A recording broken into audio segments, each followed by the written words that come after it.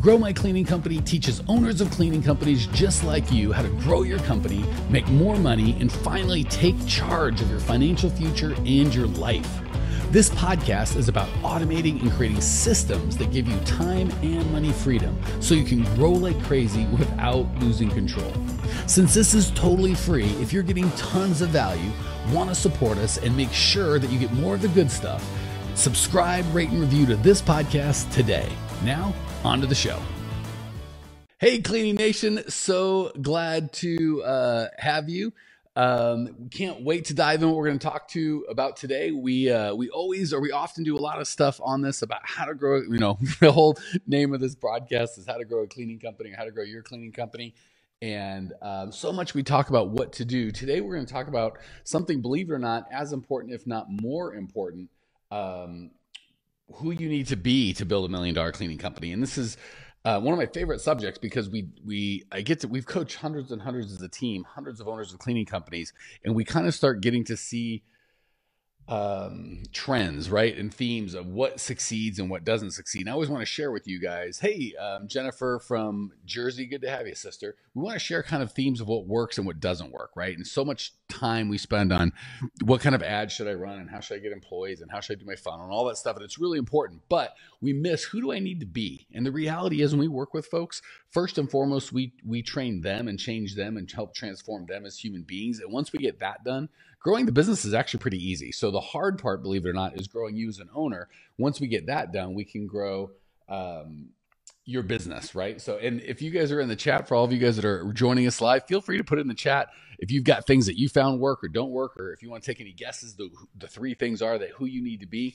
Would love to hear your feedback as we go. So the problem is, like we said, so many people are focused on what they have to do and they want the easy route, right? Just give me the secrets of building a cleaning company, right? And they think that if I just whisper something to them or we write something down and on a piece of paper and slide it across the table, like there'll be the secret to success. And that secret hasn't gotten out, right? It's just secret by some guru who comes down from the mountain. And that's not the case. The truth is it's more who you have to be. TJ says you have to be before you can have. And he thinks Zig Ziglar says it. That sounds definitely Zig Ziglar.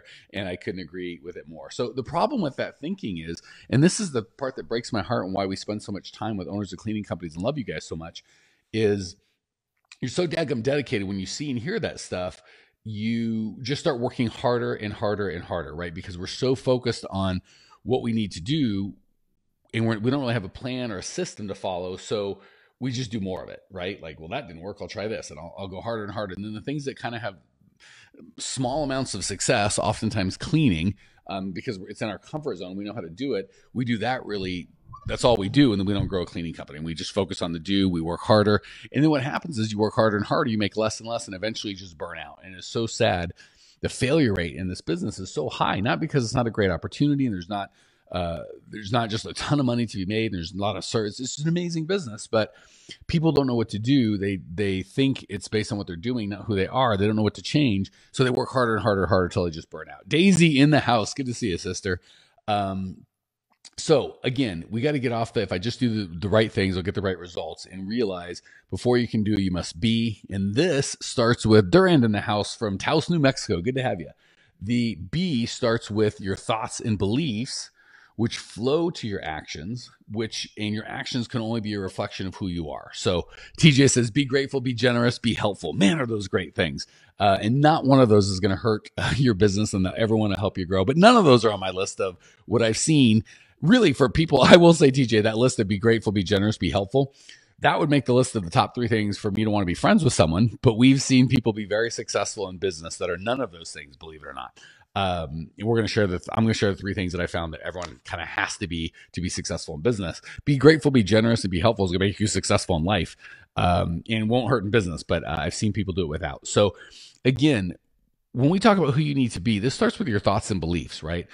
So many people want to, probably the best example I've heard of this is there's a professional golfer, and I think they show up on Wednesday and they each get like an hour or 20 minutes on the practice range of their course. And he never really took that time. And people are like, why don't you ever go to the practice range and like take your 20 or 30 minutes? It's so precious. And the guy goes, hey, if it's not my bag when I get here, I ain't going to find it on that practice range, right? He knows the 10 million swings he took for the years and years and years before he showed up to play and perform and get paid, that's what's going to get him there, right? The practice course, he's not going to learn anything there. But we try and do that differently in business, where we're like, well, I'm not going to practice being or doing anything. I'm just, when calamity strikes, I'll figure it out. I'll deal with it at that point. And the reality is, you got to practice who you're going to be. And you do that by intentionally controlling the thoughts that you think, the beliefs that you hold. And once you kind of change what you think and you believe, that's going to change who you act. And if you consistently do that, it changes who you are. So we're getting a little philosophical here, but if it was easy, everyone would have $1 million business, right? So sometimes we got to step out of our comfort zone. Let's do it. The number one thing that you need to be to succeed in cleaning business, in any business really, is all out committed to success. And some people, I get frustrated because some people, they hear that and they're like, oh, I've heard that before, right? I heard that before. Of course you need it. They just kind of like dismiss it because like, oh, I know that, of course. But then they don't act all out committed to success. So let's talk about what that looks like. One, see everything in light of your success. Only accept factors that are going to help you believe the things that you need to believe to have the business that you want. So when people go, I would never have an employee, they lie, cheat, and steal, and employees ruin my life.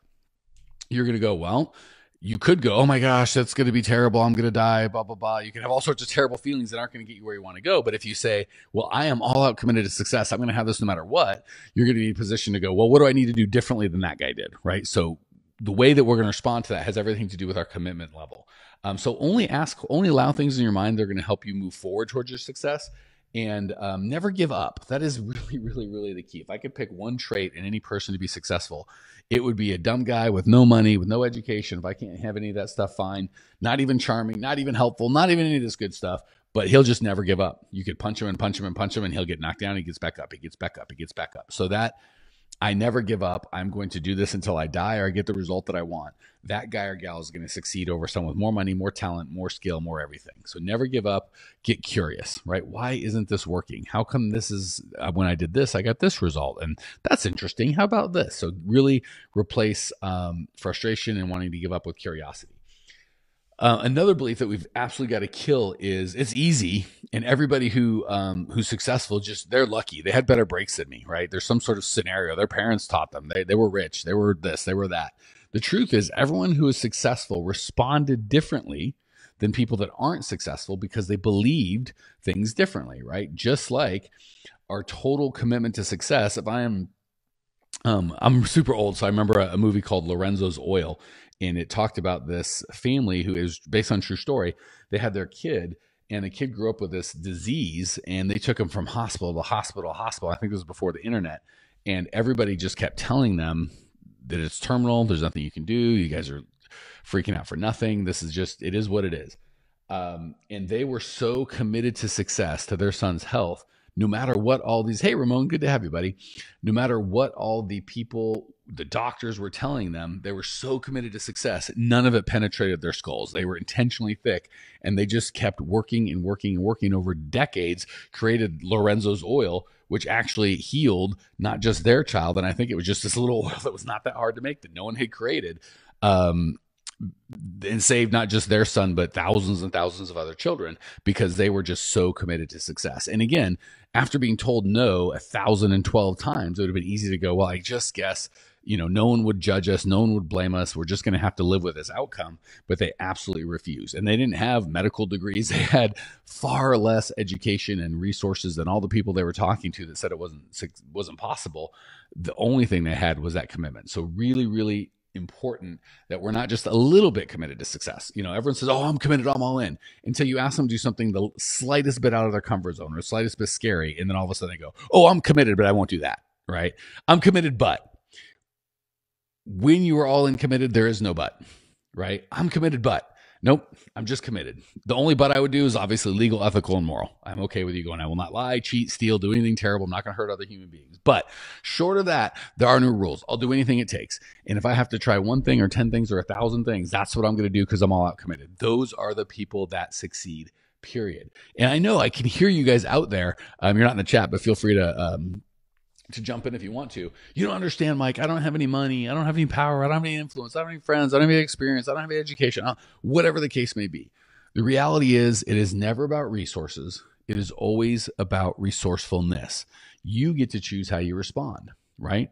The not committed, mildly interested in getting a business transformation will say, well, I don't have any money, so I can't succeed, right? The committed person says, well, because I don't have a bunch of money, I'm going to have to figure out how to get money in order to get success. Or I'm going to have to figure out how to find a success route that doesn't require money, right?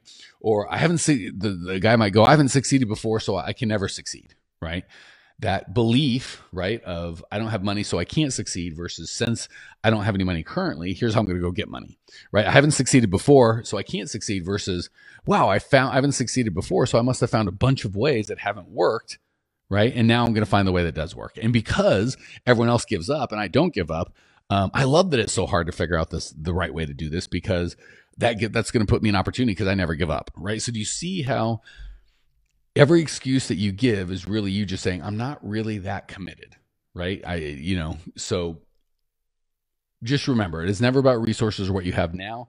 I will take a poor, broke, committed person with no skills and no resources who's completely resourceful and who's completely committed over a rich person with all the money in the world, all the talent, all the whatever that's going to give up as soon as it gets hard, because it will get hard no matter if you're rich or poor, tall or short, no matter where you come from. All right, so number one thing you have to be is all out committed to success. Not a little bit committed, not mostly committed, not committed as long as you don't have to do anything scary, but all in committed no matter what. The second thing you have to be is coachable. So many of us believe there's just one truth and I know it. Those are both true, right? You and I do not know everything, and there's more than just one truth. So, and by the way, I hate the people. Sorry if this is you out there going, this is my truth. I'm living my truth. Certainly there are some things where it's my truth, and certainly there are things that are not, right? Gravity has the exact same effect on me and my body when I jump off of a ledge as someone that doesn't believe in gravity, right? There is no my truth about gravity. There's just the truth about gravity. Same thing about death, right? I might think, I'll never die. I'm young. I'm invincible. I'm whatever. I can eat like garbage. I can believe all that I want, and my truth could be whatever, but I'm just going to drop dead just like every other human being just about in the history of Earth. So some things are true, but the beauty is 99% of the things that we deal with in life, there is no the truth. There's only the perception of truth. So I want to be crystal clear. Yes, certainly things have a truth and the truth. And I'm not one of these relativists that it's like, well, it's what you believe and whoever you believe, and there is no truth. There is a truth. But a lot of things there isn't, right? So gravity's truth, but things like many of the things are just our perception of the truth, right? So another example would be no one in my town wants to work. If you adopt that as your truth, it's really your opinion, right? So gravity exists is the truth, whether you agree with me or not. But no one wants to work in my town is your opinion, right? And not only is it your opinion, it's not a healthy opinion. It's not an opinion that's going to get you to the result that you want, right? You might change that instead of no one wants to work in my town. That's a truth that you could adopt that's going to get you frustration and not success. I might adopt wow, there's so many people in this town that haven't been loved enough and supported and led by a strong enough leader to want to really kick butt and take names, right? So people just want the best price. Everyone in my town's cheap. All of my customers are cheap. That's one way to look at it. That could be your truth. And if you choose to adopt that truth, you'll get those results. You might go, wow, the people in this town are desperate to really feel better and save time and change their lives. How could I bring even more value to them? You could adopt that truth, and that's going to get you a different result altogether. And hopefully you'll start seeing a theme. Really, all of these have to do with internalization versus externalization, right? Internalization or externalization is nobody wants to work. It's the world's fault. Everybody else is lazy. I can't do anything about it. That's externalization. Internalization is, wow, maybe somebody needs to lead them, and maybe that somebody could be me. People just want the best price and they're cheap. Externalization. Internalization is what do I have to do to bring so much value that they're dying and lining up to pay the price that I ask, right? Internal versus external. Another one is that guy's just lucky versus what is he doing that I can do, right? That guy's just lucky. Externalization. Nothing I can do. He's lucky. I'm not lucky. He's going to succeed. I can't. And let me tell you, externalization feels great because there's no responsibility. You just go, there's all these excuses. They're outside of my control. And therefore nothing's my fault. So it feels great at the beginning, but then it's a trap because because nothing's in your control. You're stuck where you are. That's externalization. Internalization doesn't feel as good because you're like, these people haven't been led. I'm not bringing enough value. That guy's successful because he's doing something different that might be harder or something I don't want to do. That doesn't feel as good at the beginning, but it feels great once you understand You have the control to fix it. Daisy says, we started our business with $60 and scared and no family, but the belief that this is what we wanted to do and what that we would hire and help others, we're doing it now because we're committed and continue works out of our comfort zone. Preach it, Daisy. She's one of our millionaire mastermind folks, she and her husband Dylan. And that's exactly right. They just don't give up, right? You think, oh, they have it easy. They're super successful because they got lucky. No, they didn't. I promise you they had as much or double the trouble that you had, but they just chose to adopt a coachable, committed attitude. So we got to get off of you or I know everything, right? As soon as we think that we know everything, that's a great time for our business to start dying. And I'll tell you, as a coach, the thing that drives me the craziest, believe it or not, the least coachable people are the people that need the most coaching. The least coachable people are the people that need it the most, right? I get people onto our, hey, Jason Johnson says mindset, mindset, mindset. The only thing I would add to that, Jason, is mindset. We need a fourth. 3 isn't enough. It's so funny. Jason's another millionaire mindset guy, millionaire mastermind guy. And I got to tell you, in front of my millionaire mindset folks, they are the ones that least need to be in the group. They're going to be most successful with or without me. And they're the ones going, I still need more coaching. I still need more coaching. You know who the ones that are the least successful? You would think they'd go, oh my gosh, I need more coaching. They're the ones that think they've got it figured it out. So it is such a paradox to find that the people that need the most coaching don't think that they need it, and they keep banging their head against the wall and not having success. The people that are most successful, that you go, wow, you can take your foot off the gas. You've got this figured out. Everyone wants to be like you. You guys are kind of there. They're the ones that keep getting coaching. The guy speaking included, I invest tens of thousands of dollars a year currently, even now, in my own coaching, so I can bring more to you guys, but also because I need to grow and learn this stuff as well. So really, the day that you decide you learn everything is the day you might as well just shut your business, because you just that's when you start dying. Another crazy belief is, oh, smart people were born smart. Nope. Smart people ask more stupid questions in front of smart people and listen. That's what they did. So anyone that thinks they don't need coaching, the reality is, if you're already getting the results that you want in any area of your life, you're absolutely right. You don't need coaching in that area, right? So it doesn't matter if your business is $100,000 a year, $1 million a year, or $10 million a year. If you are loving how your business feels, the work that you do, the contribution you make, the gross sales, the net profit, if you are 1,000% happy with all of that, then you're right. You don't need coaching in that area. The only coaching I would give you is do what you're doing.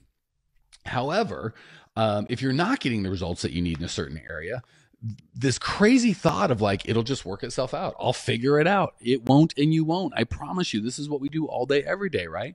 If you really are committed to building muscle and losing fat, you're going to want to pay someone that is an expert at helping people lose muscle and get fat. Or sorry, you don't want that. Lose fat and get muscle, right? The fastest way to waste a bunch of money on anything, on advertising and time and doing the wrong thing, is just trying to figure it out. The fastest way to make a change is to model someone that's already successful and gotten the results that you want to get. That's why franchises are so freaking expensive. They'll take 10 or 20% of your revenue or 100% of your profit till the end of time, because they've got a system that works. So you don't have to pay, you don't have to give away the farm to be able to get coaching. But that's why people think it is so valuable, and it is so valuable. So as soon as you decide that you don't need to be coached, you're probably done growing that area. And the funny thing is, the folks that need the least coaching are the most successful, are the ones that get the coaching, and vice versa. All right. So the first thing you need to be is all in committed. The second thing you need to be is coachable. The third thing that you need to be successful and have a million or multi-million-dollar cleaning company is decisive. I don't know how many of you guys, well, first of all, it just drives me nuts when I'm trying to help folks with whatever the case may be, right? Starting a podcast, or charging more money, or signing up to get the coaching that they need, or getting their P&L, whatever. There's 1,000 things. I'm going to think it over. I'm not sure. How do I do that? They ask a bunch of questions that they're not really looking for the answer. They're just trying to put off making a decision. Or I got to talk to my wife, or I got to consult the stars, or I got to ask my friend's cat's cousin, or whatever the case may be. That is just going to, not only is it a frustrating way to live, it is super unsuccessful. After studying over 500 millionaires, some of you guys are familiar with Napoleon Hill. He wrote Think and Grow Rich. He found the one quality they all shared was decisiveness. Not only did they make quick decisions more quickly and confidently than their non-successful counterparts, they changed them more slowly. So super successful people make decisions quickly and confidently, and they change them more slowly. On the flip side, poor people decide slowly without confidence, and they change their decisions all the time. Okay. So that is a huge one. Really growing a business is just making a bunch of decisions and standing behind it and going right or wrong. That's the decision I made. I'm the owner. That's the direction we're going to go. And that's really not just when it comes to being a good entrepreneur, but leading somebody, right? If you are indecisive, it is impossible to lead. So the belief that's going to kill you around here is, well, sure, I love that, Mike. And some people are born great decision makers. Unfortunately, I just wasn't born that way. Not the truth. No one was born a great decision maker. Some people might be born more open to that and less open to that, but the truth is it is a skill just like every other skill. You can decide right now if you wanted to become decisive. One of the favorite things I learned from Anthony Robbins, I think Awaken the Giant Within, he talks about every decision is made in a second, right? We think, oh, I'm not decisive. When I finally decided to get off drugs, lose weight, grow my company, really, really make a change, it took me 20 years to make that decision. Bull crap. That decision was made in a second. You might have chosen to put it off and to procrastinate for 20 years, but the day that you made a decision, a big decision to change your business, be a father, get off of drugs, make money, whatever you decided, that happened in an instant. Now, again, some of you guys decide to wait days or weeks or months or years to make that decision, but the decision happens in an instant. And successful people and successful leaders are decisive, 100%. The good news is once you develop these skills to become committed, to become decisive, to become coachable, not only is that a great way to build a successful business, you are going to use these same skills to build a successful life. If that is you, if today is the day you're like, God bless America, I'm going to have the success I want. I'm going to quit fooling around and walking in the dark.